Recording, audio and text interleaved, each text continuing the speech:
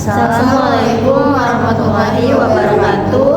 Kami dari kelompok 7, perkenalkan saya Nisa Rizky Lestari dengan NPM 2022 14500 247. Perkenalkan, nama saya Nur Haida Hanum dengan NPM 2022 14500 269. Perkenalkan, nama saya Sasina Nifa Zahrani dengan NPM 2022 14500 207. Di sini kami akan menjelaskan mengenai materi kargo. Mari kita simak videonya ya guys. Kami akan membahas 4 pembahasan. Yang pertama itu ada definisi kargo, yang kedua ada jenis-jenis kargo, yang ketiga ada dangerous good, dan yang keempat ada hidden dangerous good. Yang pertama ada definisi kargo, di mana kargo ini adalah suatu muatan yang akan dikirim dari suatu tempat ke tempat lainnya menggunakan suatu moda transportasi baik darat, laut, udara maupun kombinasinya dengan jarak tempuh yang cukup jauh, yaitu antar kota, antar provinsi, dan juga antar negara. Di mana transportasi udara ini menggunakan pesawat, laut menggunakan kapal laut, dan darat menggunakan truk.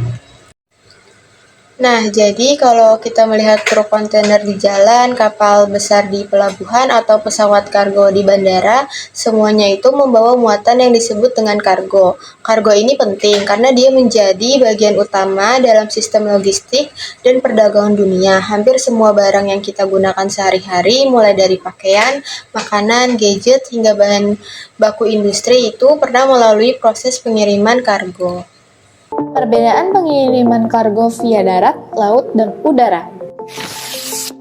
Pengiriman kargo bukanlah sebuah hal asing jika Anda memiliki bisnis yang membutuhkan pengiriman lewat udara, darat, dan laut. Pengiriman kargo sendiri pun biasanya memuat barang-barang dengan jumlah yang banyak dan juga berat. Meski sama-sama melakukan aktivitas pengiriman barang, namun pengiriman kargo tak bisa disamakan dengan pengiriman ekspedisi. Perbedaannya sendiri terletak pada skala pengiriman barang.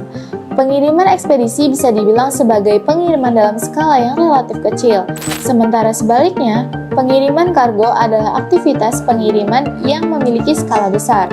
Masing-masing cara pengiriman tersebut tentunya menggunakan armada yang berbeda-beda. Pengiriman kargo darat sendiri biasanya menggunakan truk dengan jenis CDD, fuso, wingbox, trailer, dan lain sebagainya. Pengiriman jasa kargo darat ini hanya digunakan untuk melayani pengiriman lokal, satu kota, atau bahkan satu pulau saja. Sebab pengiriman hanya dengan menggunakan truk berjenis fuso, tentu saja akan sulit mengirim barang dalam jumlah banyak atau barang dengan dimensi yang besar. Sementara kargo udara menggunakan pesawat kargo, dan kargo laut pun tentu saja menggunakan kapal laut.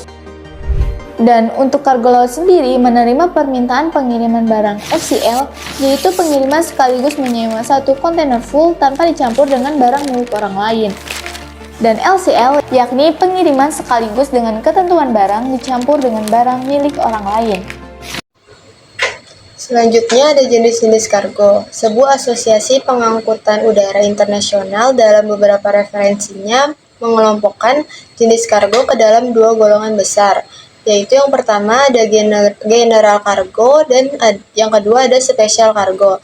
Di mana yang pertama general cargo ini adalah barang kiriman biasa yang tidak memerlukan penanganan khusus, namun wajib memenuhi persyaratan terkait perihal pengepakan agar dapat ditampung dalam kompartemen kargo, yang dimana jadi artinya barang ini tuh bisa dikirim seperti biasa tanpa syaratan bahan apapun. Nah, selanjutnya ada contoh dari general cargo. Yang pertama itu ada peralatan elektronik, yang kedua ada pakaian, dan yang ketiga itu ada peralatan rumah tangga. Biasanya general cargo ini dikemas dalam kardus, karung, dus, atau palet agar lebih mudah ditata di gudang maupun di dalam kontainer nanti. Yang kedua itu ada special cargo. Special cargo ini adalah barang-barang kiriman yang memerlukan penanganan khusus. Hal ini dikarenakan sifat barangnya yang mudah rusak, berbahaya, bernilai tinggi, atau memerlukan kondisi tertentu agar tetap aman dan layak sampai ke tujuan. Sebelum melakukan pengiriman, barang spesial kargo juga harus mendapatkan izin dari pihak yang terkait untuk dapat dibawa ke tempat tujuan nanti. Nah, selanjutnya itu ada contoh dari spesial kargo. Yang pertama itu ada eksplosif material, di mana barang ini tuh mudah meledak karena mengandung zat-zat kimia yang mudah meledak. Contohnya itu seperti petasan. Lalu yang kedua itu ada flammable goods, di mana barang ini tuh mudah terbakar baik dalam bentuk gas, padat maupun dalam bentuk cair. Contohnya itu seperti oksigen. Lalu yang ketiga itu ada fragile goods, di mana barang-barang yang mudah pecah belah. Contohnya itu seperti gelas kaca. Lalu yang keempat itu ada live animal. Live animal ini adalah pengangkutan hewan hidup lewat udara.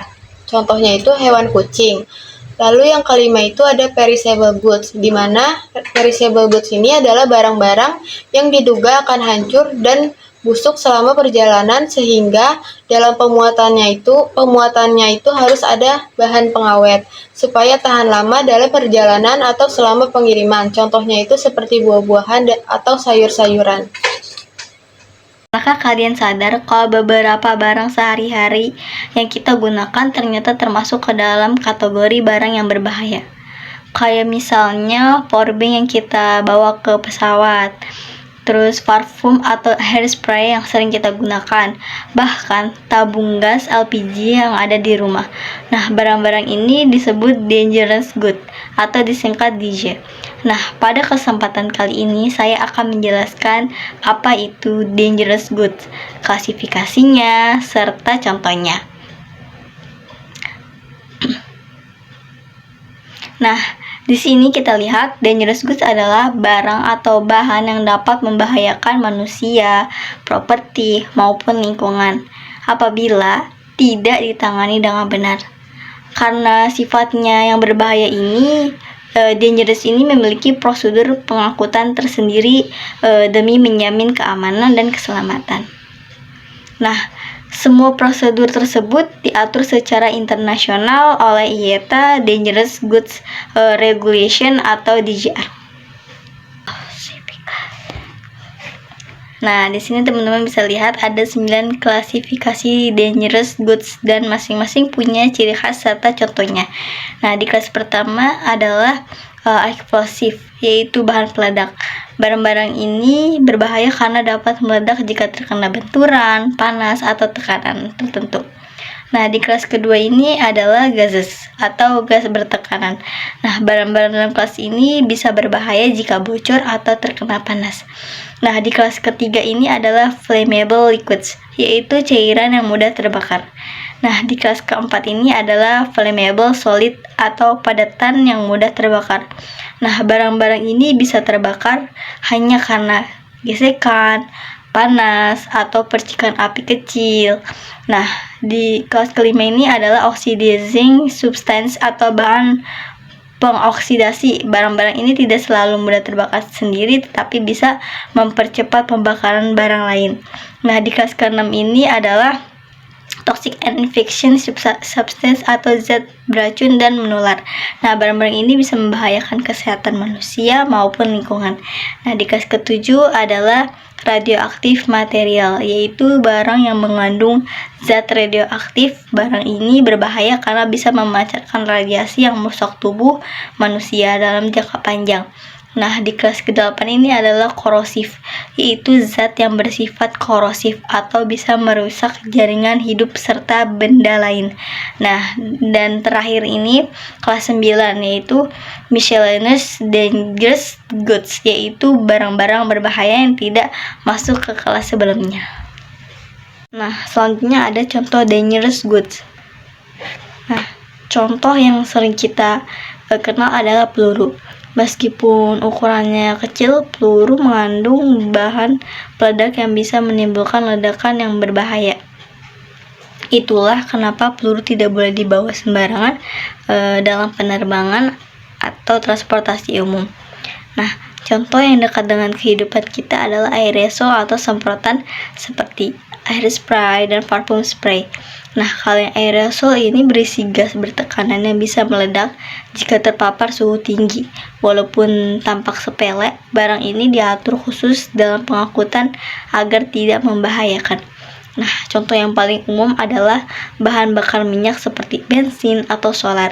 Cairan ini sangat mudah menyala hanya dengan percikan api kecil. Karena resikonya tinggi, pengangkutan bahan bakar harus menggunakan tangki khusus dan tidak boleh sembarangan. Nah, contoh selanjutnya itu adalah korek api. Nah, bayangkan jika korek api itu diangkut dalam jumlah banyak tanpa pengemasan yang benar, tentu sangat berbahaya dan bisa memicu kebakaran selama perjalanan. Nah, contoh yang sering kita dengar adalah pupuk berbahan amonium nitrat. Jika pupuk ini bercampur dengan bahan mudah terbakar, risikonya itu bisa menimbulkan kebakaran atau ledakan besar. Nah, contoh selanjutnya itu yaitu pestisida. Nah, pestisida ini digunakan untuk membasmi hama, tetapi bila tertelan, terhirup, bocor ke lingkungan, bisa sangat berbahaya bagi manusia maupun hewan. Nah, contoh sehari-harinya adalah detektor asap yang menggunakan zat radioaktif dalam jumlah sangat kecil. Walaupun aman dipakai sehari-hari, dalam jumlah banyak, barang ini tetap harus diatur ketat saat diangkut. Nah, contoh paling dekat dengan kita adalah cairan pemutih pakaian. Jika terkena kulit bisa menyebabkan iritasi, bahkan luka bakar kimia. Karena sifatnya yang merusak, cairan korosif harus dikemas dengan benar agar tidak tumpah saat diangkut. Nah, contoh yang menarik adalah magnet. Magnet yang kuat bisa mengganggu instrumen navigasi di pesawat jika tidak dikemas dengan benar. Oleh karena itu, meskipun tidak terlihat berbahaya, magnet tetap masuk dalam kategori dangerous goods. Nah, selain dangerous goods yang sudah jelas terklasifikasi ke dalam kelas-kelas tertentu, ada juga yang disebut dengan hidden dangerous goods. Disebut hidden atau tersembunyi karena seringkali kita tidak menyadari bahwa benda-benda sehari-hari tersebut sebenarnya termasuk barang berbahaya. Hidden dangerous goods ini adalah barang-barang yang sering kita jumpai dalam kehidupan sehari-hari. Sekilas barang-barang ini tampak biasa saja dan tidak berbahaya, padahal di dalamnya terkandung komponen yang bisa menimbulkan resiko serius. Nah, kenapa disebut hidden atau tersembunyi? Karena bahaya yang dimiliki tidak terlihat langsung. Misalnya, ada barang yang mengandung gas bertekanan, lalu ada barang yang mengandung zat kimia yang mudah terbakar atau baterai yang berdaya besar. Nah, jika tidak ditangani dengan benar, komponen tersebut bisa menimbulkan ledakan, kebakaran, maupun pelepasan gas berbahaya. Contohnya pengharum ruangan yang mungkin terlihat seperti botol biasa, tetapi sebenarnya berisi gas bertekanan yang bisa meledak jika terkena panas, atau dry ice yang terlihat hanya seperti es biasa, padahal bisa menghasilkan gas berbahaya dalam jumlah besar bila disimpan di dalam ruangan tertutup. Karena itulah, walaupun tampak sepele, barang-barang ini wajib diperlakukan sesuai aturan dangerous goods yang dikirim melalui kargo. Hal ini penting untuk menjaga keselamatan transportasi dan mencegah terjadinya risiko yang tidak diinginkan. Nah, sekarang mari kita lihat beberapa jenis dari hidden dangerous goods. Yang pertama itu ada peralatan menyelam. Alat ini biasanya dilengkapi dengan tabung udara bertekanan tinggi. Nah, jika tabung tersebut bocor atau rusak saat pengiriman, maka itu bisa sangat berbahaya. Lalu yang kedua ada dry ice atau es krim. Dry ice ini biasanya banyak digunakan untuk menjaga makanan agar tetap segar. Tetapi dry ice juga bisa melepaskan gas karbon dioksida dalam jumlah besar. Jika di ruangan penyimpanan tertutup rapat, maka orang yang di dalamnya bisa mengalami sesak napas. Lalu yang ketiga ada kursi roda elektrik. Kursi ini memang membantu penyandang disabilitas, tetapi di dalamnya ada baterai besar. Baterai jenis ini bisa mengalami panas, bocor, dan bahkan memicu kebakaran bila tidak diperlakukan dengan benar. Lalu yang keempat itu ada obor atau torches. Alat ini jelas berhubungan dengan api sehingga mudah sekali menimbulkan kebakaran. Nah, selanjutnya itu ada alat pacu jantung. Jadi alat ini merupakan alat medis yang sangat penting, tetapi tetap mengandung komponen elektronik yang sensitif. Dalam pengiriman, alat ini perlu perlakuan yang sangat khusus. Lalu selanjutnya ini ada pengharum ruangan. Benda ini memang terlihat sederhana, tetapi gas aerosol yang ada di dalamnya bisa meledak jika terkena suhu tinggi. Lalu yang selanjutnya ada masih dengan jenis-jenis hidden dangerous goods lanjutan yang sebelumnya. Ini juga ada jaket pelampung. Jaket pelampung ini di dalamnya terdapat tabung gas kecil untuk mengembangkan pelampung. Nah, kalau tabung ini bocor atau pecah, ini bisa berbahaya dalam perjalanan. Lalu selanjutnya ada termometer non-digital. Banyak termometer lama yang masih berisi merkuri. Jika pecah, merkuri bisa mencemari lingkungan dan berbahaya bagi kesehatan. Lalu selanjutnya ini ada bahan pelurus rambut yang berbasis kimia. Cairan ini mudah terbakar dan bisa menimbulkan iritasi jika tidak ditangani dengan hati-hati. Selanjutnya ini ada alat pemadam kebakaran. Walau tujuannya untuk memadamkan api, tetapi tabung di dalamnya juga mengandung gas bertekanan tinggi yang tetap beresiko saat pengiriman. Lalu selanjutnya ini ada aki mobil. Nah, dalam aki ini mengandung cairan asam yang korosif. Jika bocor, itu bisa merusak barang lain bahkan melukai orang. Lalu ada hairspray. Nah, produk ini berisi aerosol yang sangat mudah terbakar, apalagi bila terkena panas atau percikan api. Seperti itu. Nah, dari sini kita bisa simpulkan bahwa hidden dangerous goods ini adalah barang-barang sehari-hari yang terlihat biasa saja tetapi menyimpan potensi bahaya. Justru karena kita sering tidak menyadarinya, resiko dari barang-barang ini bisa lebih besar jika tidak ditangani dengan benar. Itulah sebabnya dalam dunia kargo, setiap barang itu harus dicek, dikemas, dan dikirim sesuai aturan internasional. Dengan begitu, keselamatan transportasi maupun orang-orang di dalamnya tetap terjaga. Nah, tadi saya sudah menjelaskan apa itu hidden dangerous goods beserta jenisnya. Nah, agar lebih jelas dan tidak hanya membayangkan saja, sekarang mari kita simak sebuah video yang membahas hidden dangerous goods dalam kehidupan sehari-hari. Identifying dangerous goods that are clearly marked and labelled is relatively simple. But what about what can't be seen? Dangerous goods may well be hidden in a normal consignment or bag. Detecting undeclared dangerous goods should be one of your greatest priorities. But with so much cargo, baggage, and passengers travelling each day, how can you possibly achieve this? The best way is to undertake a form of profiling for the consignment or customer to help determine whether or not dangerous goods might be inadvertently carried. For example, backpackers, sporting teams, or military personnel may be carrying potentially dangerous items. It's really just a matter of using common sense. Let's look at some of the passenger and cargo groups that might conceal dangerous goods. Camping equipment may include flammable liquids like petrol, flammable solids such as firelighters and matches, explosives such as flares, and flammable gases such as propane or butane in gas stoves. Scuba diving tour groups may carry compressed air in tanks or high-intensity diving lamps that generate extremely high heat when activated outside water. Drilling and mining equipment may contain explosives. Sporting teams may be carrying items such as aerosols, adhesives and batteries.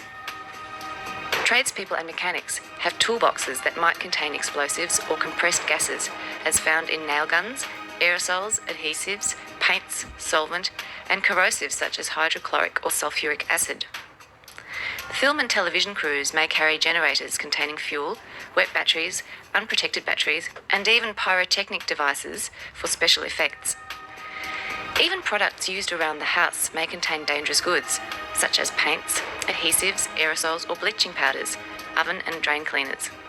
A common cooler pack may conceal dry ice or forbidden pharmaceutical items.